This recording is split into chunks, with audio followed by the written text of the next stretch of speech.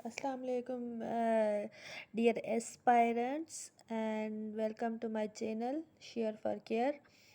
تو میں نے کہا تھا کہ ہم شروع کریں گے شارٹ نوٹس آن انٹرنیشنل لا.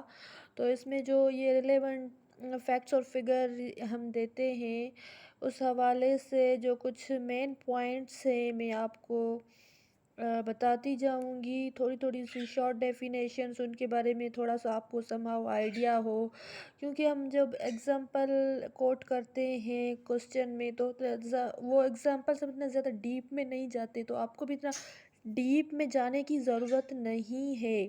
صرف اور صرف تھوڑا سا سمہاؤ آپ کو آئیڈیا ہو اور تھوڑا پتہ ہو تو کوسچن میں اگر آپ یہ ایگزامپلس انپٹ کریں گے تو پھر تھوڑا بہت اچھا ہو جائے گا. جرمی بینتھم کون تھا؟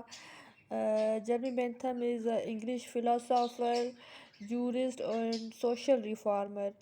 تو یہ کب پیدا ہوا تھا؟ یہ یو کے میں پیدا ہوا تھا ان فیبروری 1748, اور یو کے میں ہی اس کی ڈیتھ ہو گئی تھی. اور یہ جرمی بینتھم اسپیشلی انٹرنیشنل لا میں اس کی سگنیفیکنس یہ ہے کہ یہ جانا جاتا ہے to coin the term international law. 1780 میں اس نے انٹرنیشنل لا کا لفظ جو اس نے دیا تھا. اب اس کے بعد آ رہا ہے N G Os. N G Os کیا ہوتے ہیں؟ این جی اوز جو ہوتی ہے نان گورنمنٹل آرگنائزیشنز ہوتی ہے. اسپیشلی یہ فرسٹ ٹائم اس کو آرٹیکل 71 میں آف یونائٹڈ نیشن چارٹر کا جو آرٹیکل 71 ہے اس میں اسپیشلی این جی اوز کو ڈیفائن کیا گیا تھا. تو اس کی کوئی خاص ڈیفینیشن نہیں ہے, بہرحال ہم اس کو کہہ سکتے ہیں نان پرافٹ اینٹیٹیز, کیونکہ ان کی ڈپینڈ کرتا ہے ڈیفینیشنز اس آبجیکٹیوز پہ اور for the purpose of which یہ جو بنائی گئی ہے. بہرحال پر یہ پرافٹ کے لیے نہیں بنائی جاتی, یہ نان پرافٹ ہوتی ہے. اور نان گورنمنٹل سے اس لیے بھی کہا جاتا ہے کہ یہ گورنمنٹ کے انفلوئنس سے باہر ہوتی ہے.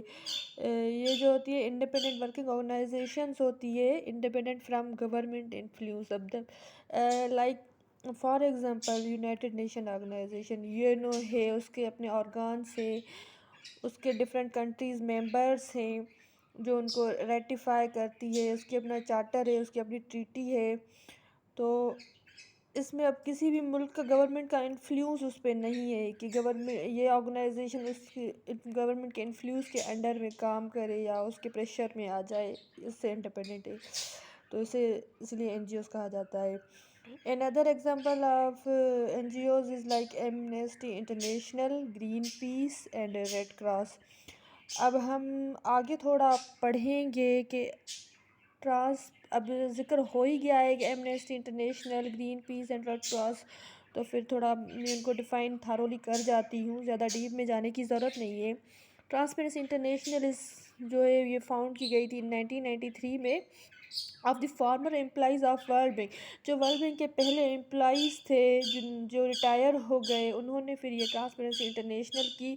اس کا ہیڈ کوارٹر جو ہے وہ جرمنی میں ہے, برلن جو اس کا کیپٹل ہے جرمنی کا.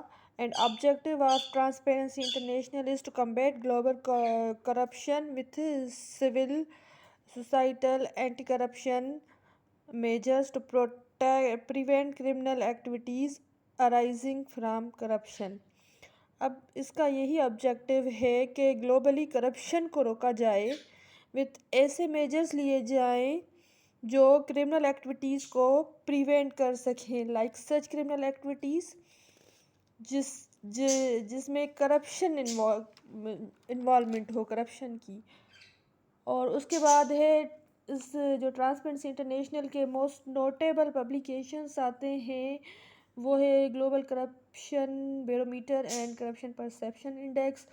تو اس میں کرپشن پرسیپشن انڈیکس میں جو ایک رینکنگ دی جاتی ہے ڈفرینٹ کنٹریز کی کہ اس کنٹری میں اتنی کرپشن ہے, پرسیپشن کے بیس پہ وہ کچھ سرویز لیتے ہیں.